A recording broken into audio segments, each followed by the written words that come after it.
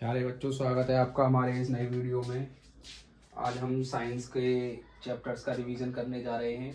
जैसा कि आपको पता है हमारे एग्ज़ाम काफ़ी नज़दीक हैं, तो अपने एग्ज़ाम को ध्यान में रखते हुए हम कोशिश करेंगे कि सभी चैप्टर का कम से कम समय में और अच्छे से अच्छा रिवीजन कर सकें। लाइव क्लास मैं इसलिए नहीं ले रहा हूं क्योंकि लाइव क्लास लेने से क्या होता है, बीच में बार बार आपके कमेंट्स भी पढ़ने पड़ते हैं, उसकी वजह से क्लास भी डिस्टर्ब होती है। तो बेहतर ये होगा कि मैं वीडियो रिकॉर्ड करके डाल दूंगा और आपको जो भी परेशानी आएगी आप कमेंट कर देंगे या जब हम ऑफलाइन मिलेंगे तो आप मुझसे पूछ सकते हैं। तो चलिए स्टार्ट करते हैं। पहला चैप्टर है केमिकल रिएक्शन एंड इक्वेशन, रासायनिक अभिक्रिया एवं समीकरण। तो सबसे पहले तो हम यही जानेंगे जो चैप्टर का नाम है। चैप्टर का नाम क्या है? केमिकल, ये मार्कर कम चल रहा है, मैं इसमें इंक डाल लेता हूं।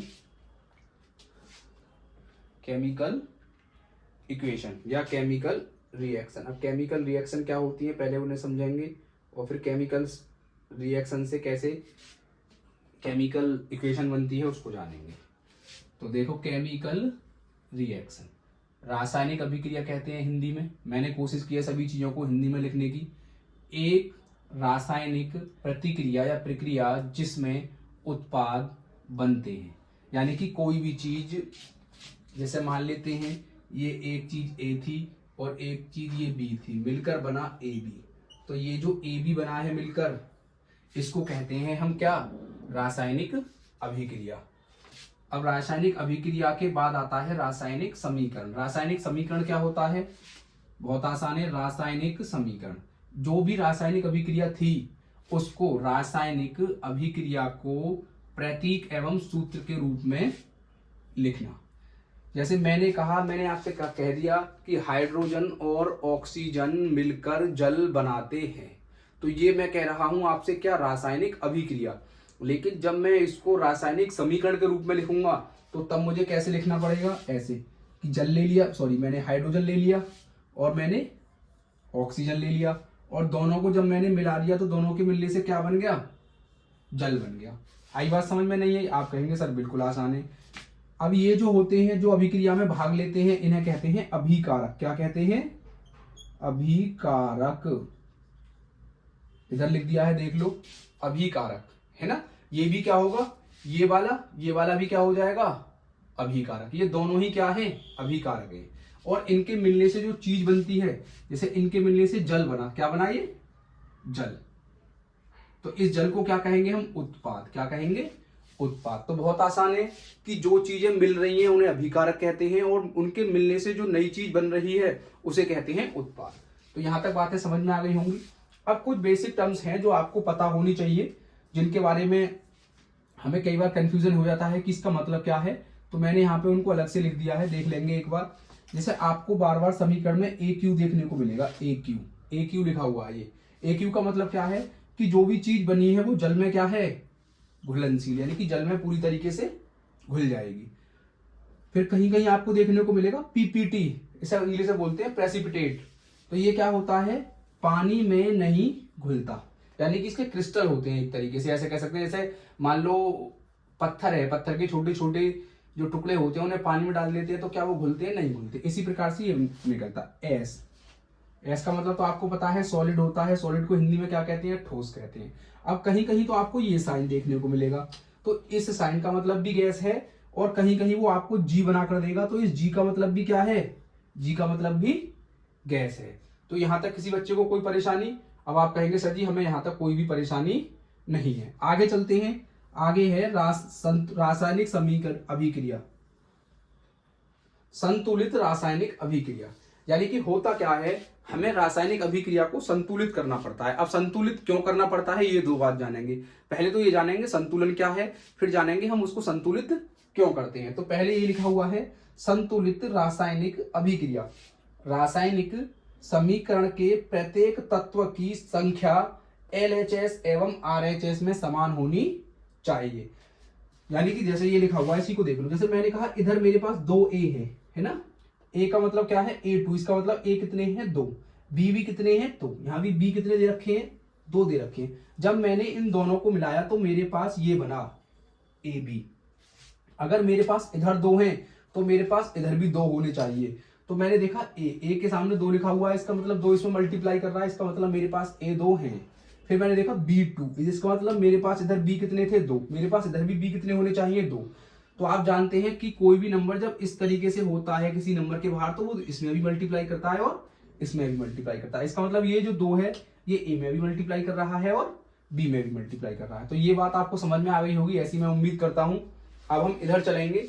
इधर लिखा हुआ है कि हम रासायनिक समीकरण को संतुलित क्यों करते हैं। मेन बात आती है ये कि समीकरण का संतुलन क्यों जरूरी है। तो आपने पढ़ा था 9th क्लास में, आपने पढ़ा होगा द्रव्यमान संरक्षण का नियम, कंजर्वेशन ऑफ मास।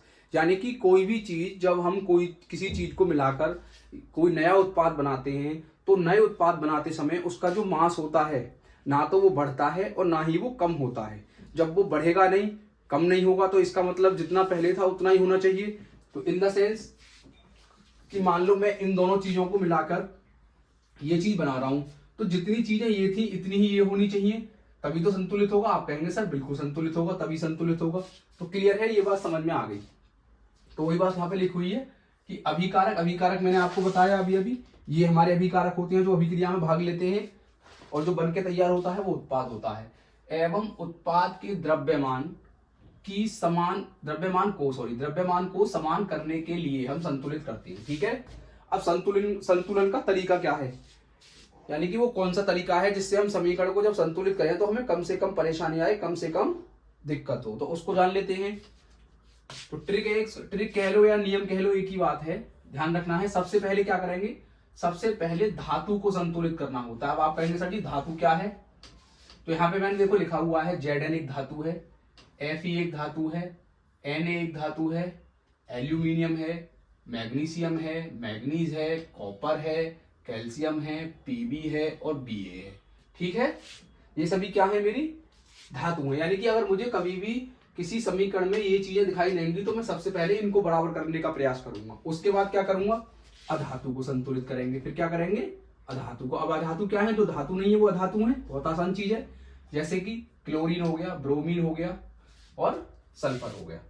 फिर इसके बाद तीसरे नंबर पर क्या करते हैं, सबसे लास्ट में जो हम संतुलित करते हैं वो करते हैं हम हाइड्रोजन तथा ऑक्सीजन को। किसको, ऑक्सीजन तथा हाइड्रोजन का संतुलन।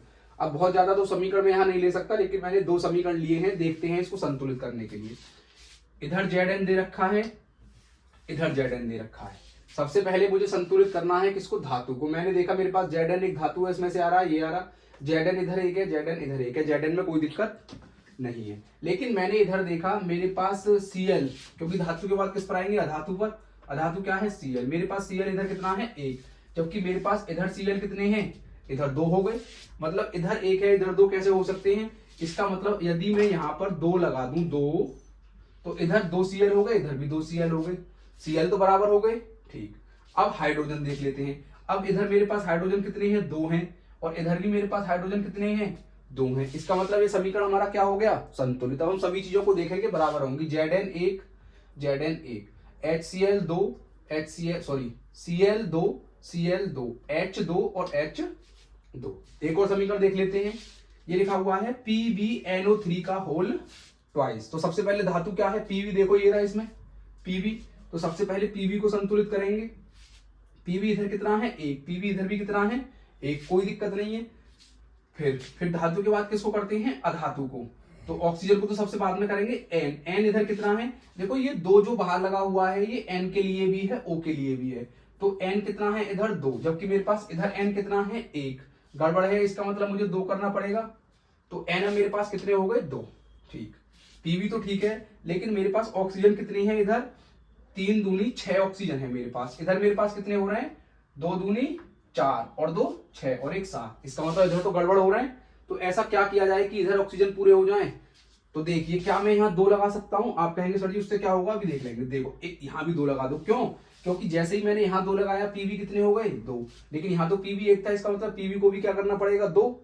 Pb 2 हो गए। अब देख लेते हैं, Pb 2, N कितने हो गए, 2 दूनी 4 हो गए ना, N 2 ये ना, 2 ये वाला और 2 ये वाला, 4 हो गए N। तो 2 N भी कितने हो गए मेरे, 2 हो रहे हैं। सॉरी, N के लिए क्या मिस्टेक कर दी हमने, N2 आएगा क्या, फिर ये क्या मिस्टेक हो रही है इसमें? कोई मिस्टेक हो रही है? मैं एक बार देख लेता हूं। हाँ, इसका मतलब 2 से तो नहीं हो रहा, एन की गड़बड़ हो रही है। इसका मतलब ऑक्सीजन देख लेते हैं। तो एन मुझे कितने करने पड़ेंगे, क्योंकि मेरे पास इधर एन कितने हैं 4, तो इधर भी एन मुझे कितने करने पड़ेंगे 4। एन मेरे कंप्लीट हो गए, पी भी कंप्लीट हो गया, एन कंप्लीट हो गया। अब बचता है ओ। अब ओ देख लेते हैं, ओ कितने हैं। इधर ओ कितने हैं 3 दूनी 6 और 2 दूनी 4। इधर ओ कितने हो गए दिया है, ऐसा देख लो, 3 दूनी 6 और 6 में 2 से मल्टीप्लाई करी 12। इधर मेरे पास ओ कितने हो गए 12। क्या इधर मेरे पास ओ 12 है, 2 ये रहे और 4 दूनी 8, 8 और 2 10, 10 और 2 12। इसका मतलब अब ये मेरा समीकरण क्या हो गया, संतुलित होगा। अब इसमें कोई भी प्रॉब्लम नहीं है। अब नेक्स्ट पर चल सकते हैं। नेक्स्ट देखते हैं, नेक्स्ट क्या कह रहा है। अब आ गया रासायनिक समीकरण के प्रकार, यानी कि हमें टाइप्स ऑफ इक्वेशन पढ़ रहे हैं, है ना। तो कौन कौन से होते हैं? एक होता है कॉम्बिनेशन रिएक्शन, इंग्लिश में कहते हैं, सॉरी हिंदी में कहते हैं संयोजन अभिक्रिया। क्या कहते हैं हिंदी में? संयोजन अभिक्रिया। ये हो गया संयोजन अभिक्रिया। अब संयोजन अभिक्रिया क्या होती है? नाम से पता चल रहा है, कॉम्बिनेशन यानी कि चीजों का मिलना। तो वही बात यहां पे लिखी हुई है, 2 या 2 से अधिक अभिकारक मिलकर एक नया उत्पाद बनाते हैं। यानी कि जब 2 या 2 से अधिक चीजें मिलकर एक नई चीज बनाएंगी तो उसे हम क्या कहेंगे? कॉम्बिनेशन होना चीजों का।